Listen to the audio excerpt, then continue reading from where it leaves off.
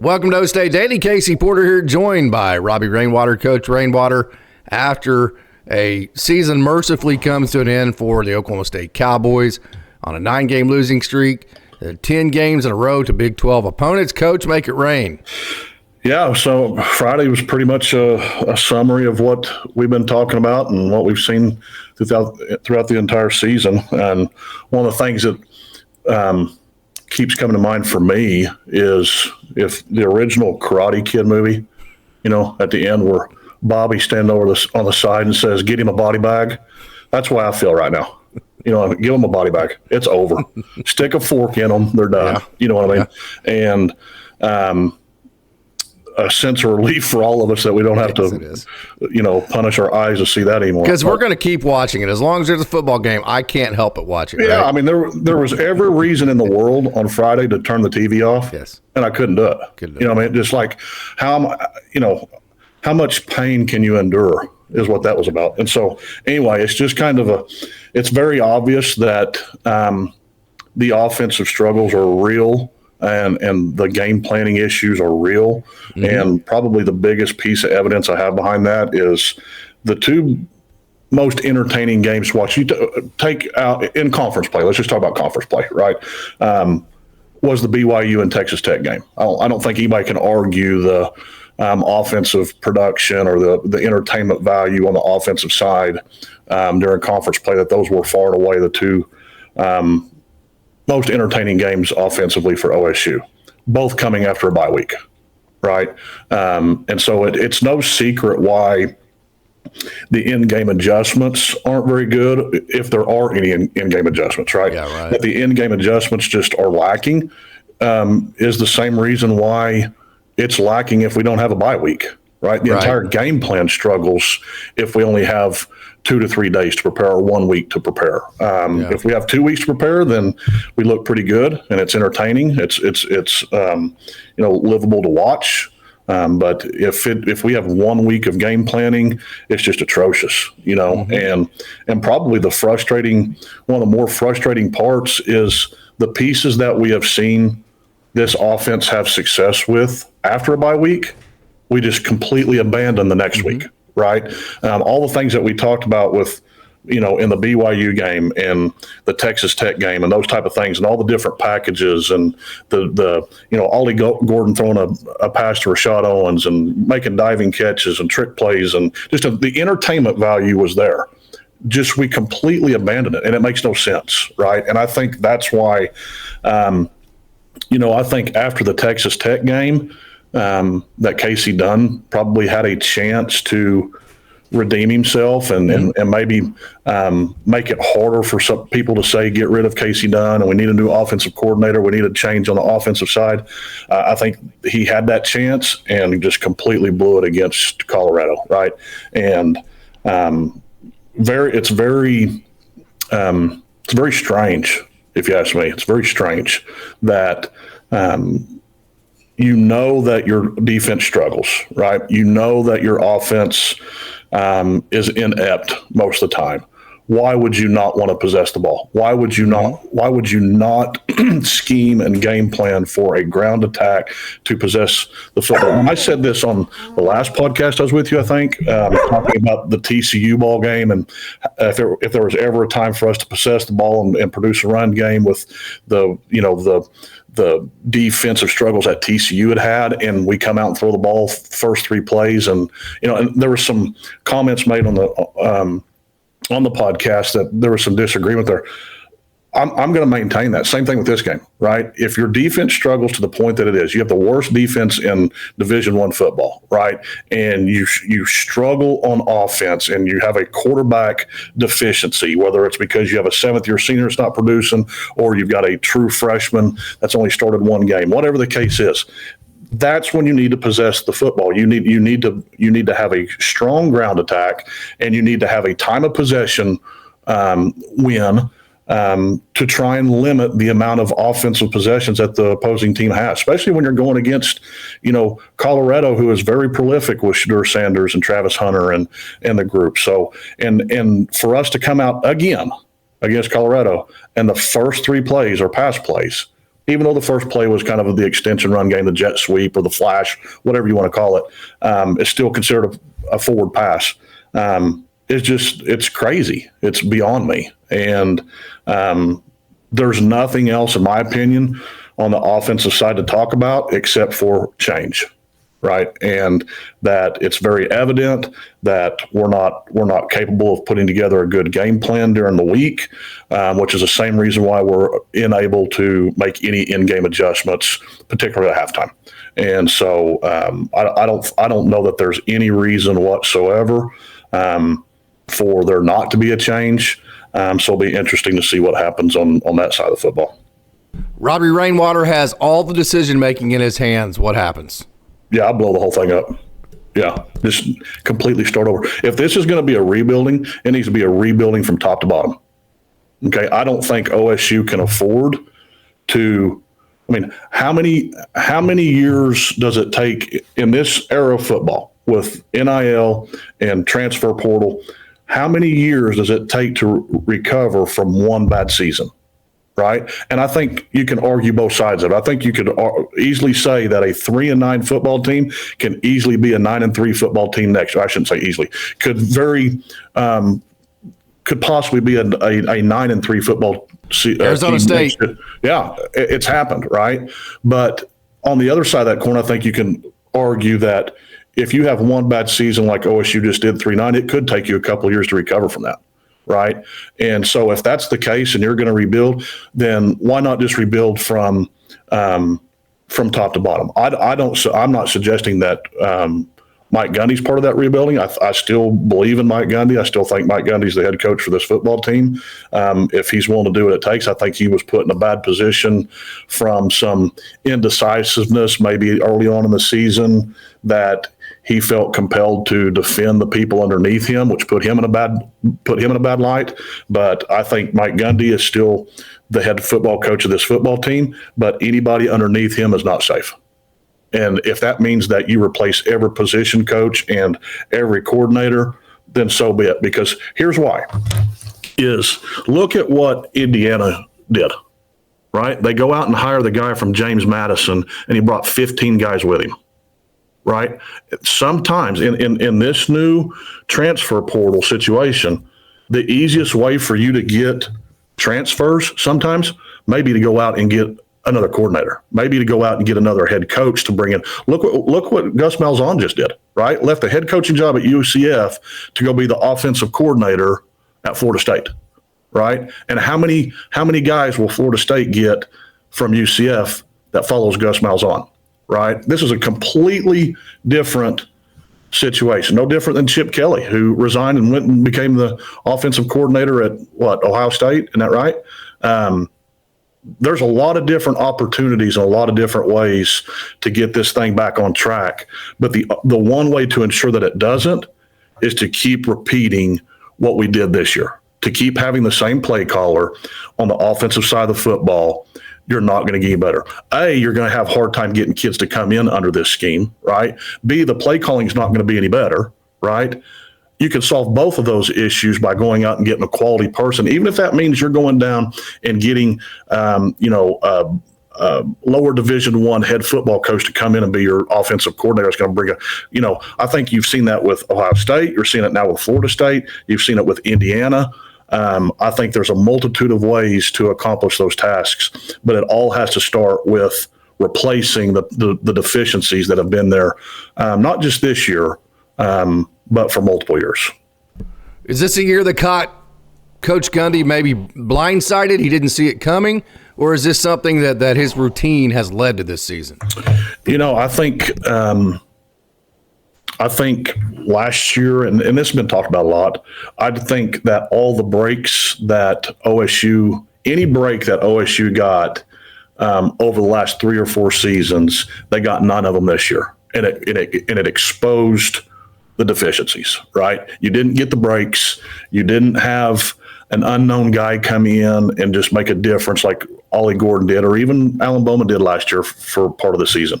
You didn't get any of those breaks, and you were completely exposed. And I'm not for sure that it didn't catch Gundy off guard.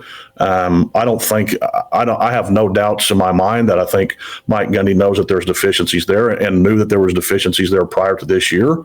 But was betting on catching the breaks that they've been catching for the last 3 years, right? In 21 and 23.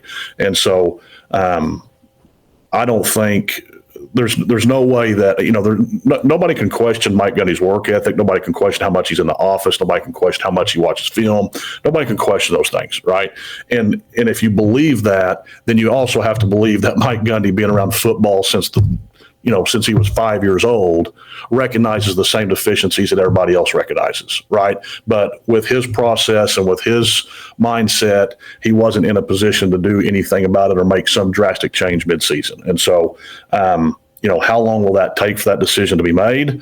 Now, saying all that, I may come back and completely erase everything I just said if no changes are made. Right. If no changes are made whatsoever, then I think that everybody has every right in the world to start questioning the abilities of the head coach.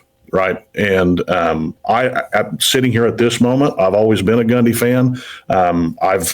I've made some pretty strong statements this year that I still believe as a fan and as a alumni of OSU. But sitting here right now, I still believe that Mike Gundy is the man for the job, right? If he's willing to make the changes that are necessary to return OSU back to an entertaining brand of football, right? And to go out and really explore and be innovative and creative of how you're going to move OSU forward with this new era of football, right? Because if you look at the new era of football starting back in 2021, OSU hasn't had just a ton of success. Yes, they made it to the Big 12 championship game last year, but if you take the last 3 years, I think we all know that the record's like 20-19 and barely at 500 overall and have a losing record in Big 12 conference play. So we have not used the transfer portal very well. NIL is a struggle for OSU and always will be. Right? Always will be. So I think that I truly believe that Mike Gundy recognizes the deficiencies, and based on the decisions he makes about those deficiencies will kind of determine how fans reattach themselves to him or, want to send him on down the road. So you talked about the offense. What in the world happened to this defense? How did it get this bad? Well, you've mentioned several times that, Coach Nardo hasn't been able to run the defense that he was hired for. And I don't know the answer to this question, and maybe you do. How many guys did Coach Nardo get to bring with him? As far as coaches? Yeah. None. Zero. Right. Okay. Yeah, I know Randolph was a new defensive line coach. He replaced Greg Mitchman, but I don't think that was his hire. I think that was a Mike Gundy. So when you bring in a new guy, okay, this isn't unusual, right? Anytime you bring in a coordinator, right? What's the first thing that they always do? How many do I get to bring with me? Yeah, absolutely. Right? That happens at the high school level, right? If you go out and get an offensive coordinator, I need my guys. They say, I need to bring at least one guy with me. Yeah. Right. So you bring in a guy that's at a lower level football that to be a Division I defensive coordinator in the Big 12, one of the Power Four, right? And he's going to bring in a whole new scheme, right? Bring in a whole new scheme, a whole new defense to OSU, and he got to bring 0 guys with him. That's what happened, if you ask me. Okay. And from there, that's a Gundy problem. Yep. And from there, you can have all the trickle down, the things that you've talked about, whether it's you've got a lot of veteran position coaches that don't believe in the 3-3-5 and they create enough havoc where it's forced to go to a 4-2-5 and all those different things, right? All this internal struggle is all because you take this one guy and you throw him as the head guy, right? To be the defensive coordinator at a school that's traditionally not very good at defense, right? To come in and change the world and defy all the logic that's ever existed at OSU and OSU football, and he got to bring 0 guys with him that knows his scheme. So, and by the way, he's the youngest and least experienced coach on the staff. Correct, and from day one. So not only is he trying to teach 18 to 21-year-olds a new scheme, he's trying to teach all the coaches his new scheme because he got to bring nobody with him. So now not only are you a defensive coordinator that's trying to game plan against each opponent each week, but you're also having to coach your position coaches on your scheme and how you do things, right? That's a very, very, very tough task, right? And that's tough even if you get no pushback, right? So what if there is pushback? What if you do have some guys that say, I've been doing this for 25 years and I've never been a part of staff where the 3-3-5 worked, right? What if that has happened? That just exponentially makes that job even tougher. So in my opinion, the biggest problem with the defense over the last 2 years since Coach Nardo has come to OSU is I don't think that he's been given a fair shake at truly being the defensive coordinator at OSU. I agree. Because he hasn't been the guy that has went out and hired his position coaches or got to bring the guys with him that knows his scheme to truly try and make a difference. Yeah. So having said that, do you do that for him? Do you say, okay, that's what I've said, is that the only way that Coach Gundy could justify keeping Coach Nardo, I said this on last night's show, is that if he came out and said, hey, guys, this has been on me. I did not give this young man a chance. I didn't let him bring in his own coaches. I made him run a different defense. We all trumped him. We did not give Coach Nardo a chance, so what I'm going to do is I'm going to run that back. I'm going to give him the chance that he deserved to begin with because I believe in this good young coach. Would Oklahoma State fans, would they accept that narrative? Considering, okay, I get all that, what you're saying, okay? That's all not good. What I've been saying to being forced to run a different defense, experienced guys, even if there's friction in the room or whatever. Okay, but still, you can still be better than worst. I mean, you still can't justify being as bad as it. You can justify being bad, but you can't justify being this brutally bad, right? Well, the biggest complaint I have about the defense is that we haven't taken away anything, right? And I've said this on a previous. I don't care if you give up 700 yards rushing, or give up 50 passing. I don't care if you give up 700 yards passing, give up 50 rushing, right? But the problem with this defense is they're getting 300 on both sides of the foot, on either one. They're getting 250 yards rushing and they're getting 350 yards passing, right?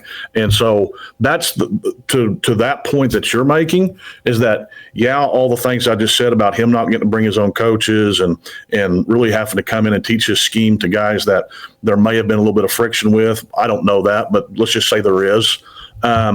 Even that being said, right, you should be able to scheme to take away something, right? Take away the one game. That's my problem. And so, without knowing all the details of the internal struggle or the things that have been going on in the coach's office or how much pushback there's been or whatever the case is, I would say this, that still all goes back to your head coach. Right? I agree. In that I've been saying you're getting paid $475,000 to coach the defensive line or linebackers or whatever you're doing as a position coach. And this is the guy that we brought in to be the defensive coordinator. Get on board or find a different ship. Yeah. Right. And I think that's what the head coach should be saying. That's what the head coach should be doing. Right. And so if those internal struggles have happened and there's friction in there, that's totally on Coach Gundy, right? And not getting that fixed. But if not, and everybody's been bought in, and it's a complete scheme issue or a lack of productivity. Here's the one thing that bothers me is, and I think I've heard you say this on another podcast, is there's no excuse for not playing hard, right? None. It doesn't take a superstar to give 100%. Right? It doesn't take an incredible athlete to go out there and give maximum effort.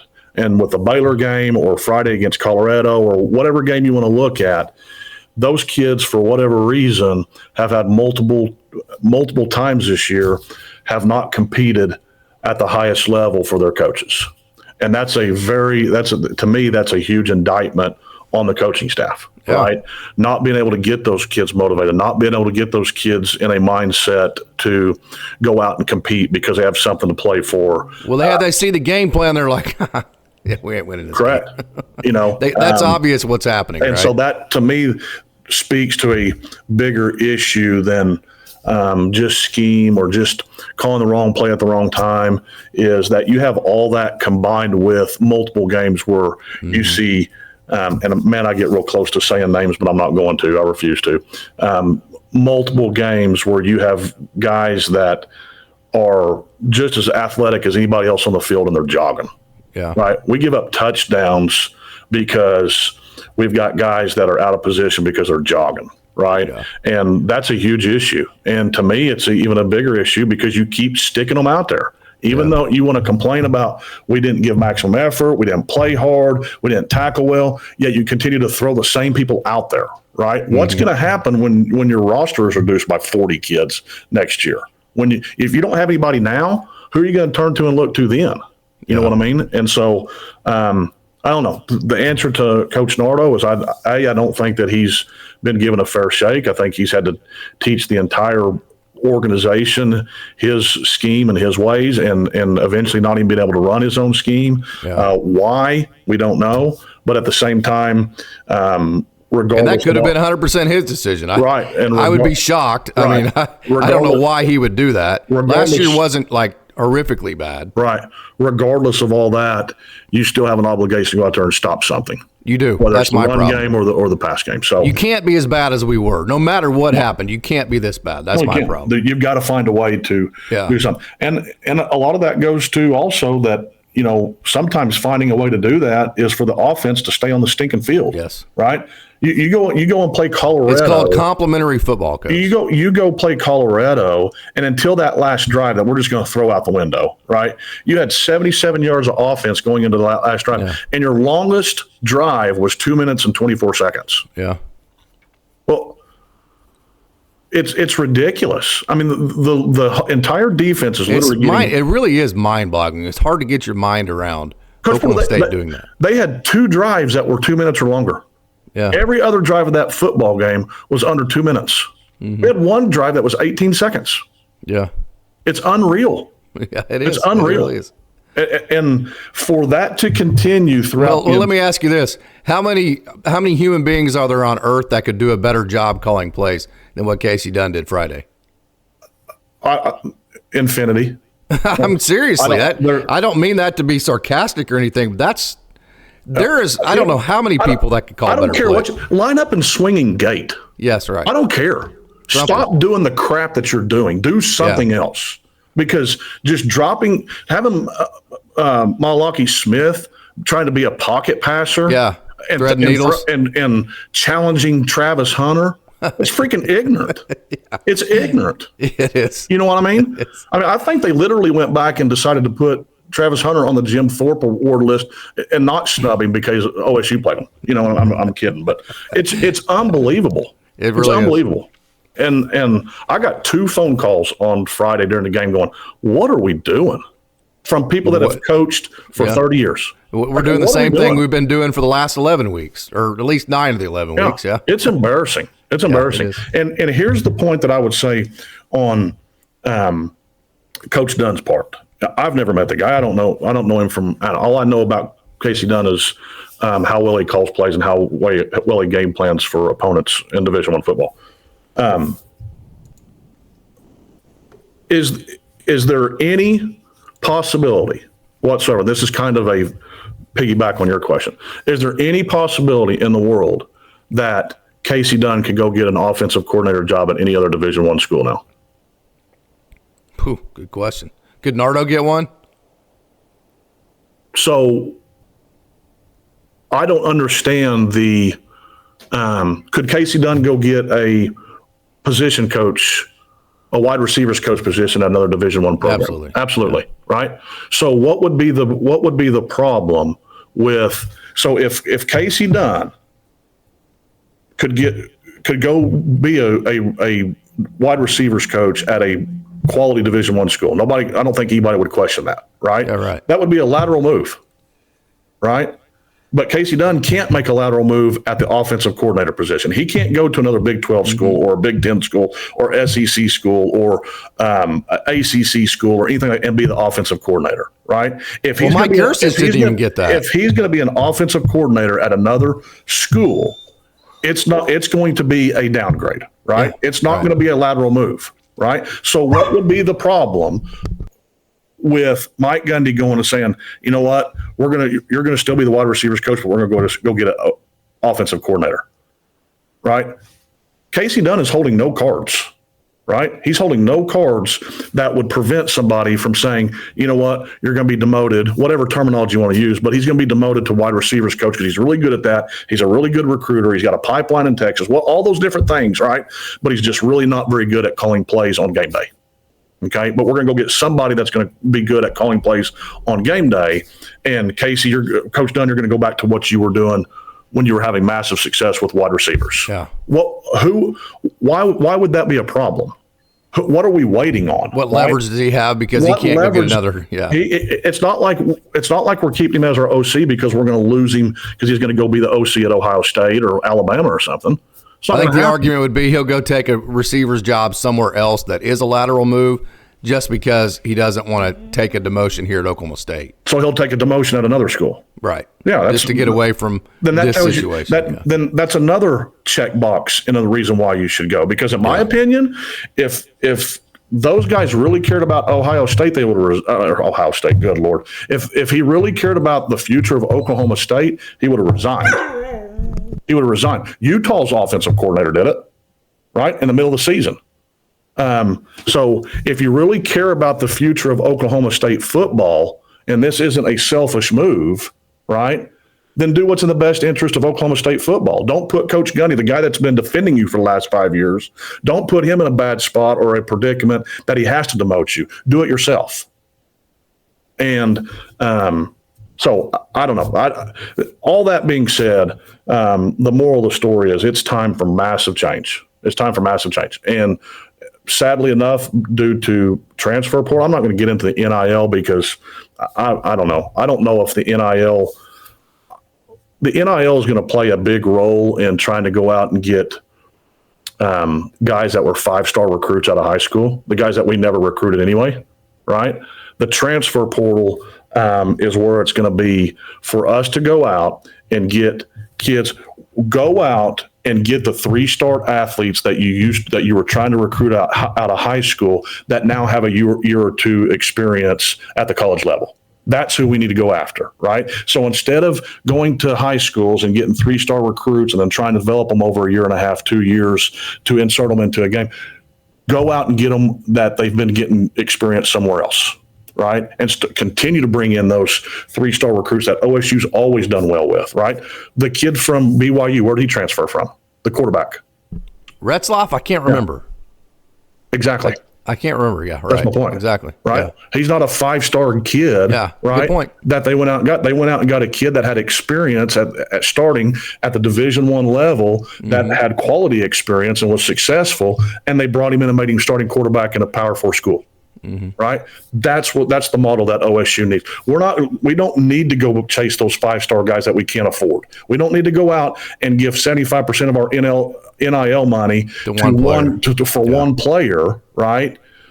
We've got to be the Kansas City Royals. Yeah. Right. Or the Oakland A's or whoever. Tampa Bay Devil Rays. The Rays. Yeah. Oh, you're dating yourself by saying Devil Rays. It's the Rays. Yep. Yeah. There you go. But you know what I'm saying is that we're wasting our time by changing. We don't have to change the recruiting philosophy at OSU. Okay? Right. We never recruit. Well, I shouldn't say. How many 5-star recruits have we ever got at OSU? Can you name a handful? Bobby Reed, XLK. There you go. And how Herschel Sims? Were they difference makers at OSU? No, most of them haven't been. Yeah. So that hasn't been our plan all along. We've had massive success at OSU, have been a top 20 program for the last 20 years at OSU and living off developing 3-star recruits. You don't have to change that philosophy. But instead of going to get a 3-star recruit out of high school, now you're going to get a 3-star recruit out of the portal that has 1 or 2 years of experience under their belt. And maybe that 1 year of experience came in 4 games, and they're going to come here as a redshirt sophomore. Right? For you to go into the transfer portal and expect to get somebody that's going to stay here for 4 years is crazy. Right? You need to go to the transfer portal and get the middle of the road kids that you've always got that have been successful at OSU and bring them in, and they have 2 good years of success, and then move on. And to me, this whole idea of we got to change our recruiting philosophy and all that, no, you don't. You don't have to change your recruiting philosophy. You just got to go to a different place to get it. Yeah, right. Right. You can't go get the older version of what you used to recruit. Yeah, you can't go get 45 high school kids or 3-star recruits. You got to go get 10 now and get 25 out of the portal, right? That already have some experience that fit your scheme, right? And that's another thing for me about the portal is you're actually getting to go out and get kids on a year-by-year basis. So if you do change coordinators, whether it's offensive coordinator, defensive coordinator, you're getting to go out and get a kid that fits your scheme, right? That fits the scheme of the new guy that's coming in, as opposed to this guy committed in February. We got a new defensive coordinator in July. I'm just making something up, right? And now the new different defensive coordinator has a different scheme than what this kid is used to. And that 3-star or 4-star recruit that you were very excited about may not be productive because he doesn't fit your scheme now, right? So every year you get to go out and recruit kids that have experience inside the scheme that you're running, right? Go out and find the best 3-star recruits out of high school that are now in the transfer portal that have been playing for 2 years in the odd stack. That's how you get better right now, right? You don't have to change your recruiting philosophy. You don't have to change the type of kid that you recruit. You're just having to recruit it from a different spot. Totally agree, Coach. Man, hey, this has been a lot of fun. I always enjoy when I get to hear you make it rain. So do you have any final thoughts before we get out of here? No, just ready for baseball. In all honesty, I hate the way the season went, and especially the way it ended. It looked like to me that everybody was, fans included, everybody was ready for that season to be over.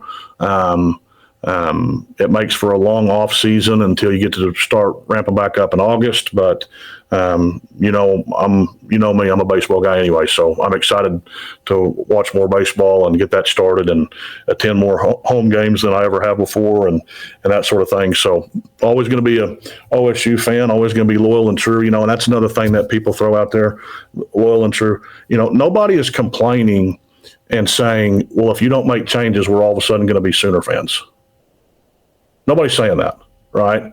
What we're saying is, at the most, what people are saying is make some changes or I'm not going to buy season tickets, right? Still loyal and true to OSU, still loyal and true to the university, right? Nobody's trying to abandon OSU and become a fan of another university, right? But there needs to be some drastic changes, and it needs to be very obvious, and it needs to be obvious to not just this fan base, but to kids that you're trying to bring in, or recruits, or kids that you're trying to get committed to your university, and actually show the people that there is the excitement and the energy is still there with this staff, and that we're going to return to an entertaining brand of football that we've been accustomed to for the last 20 years.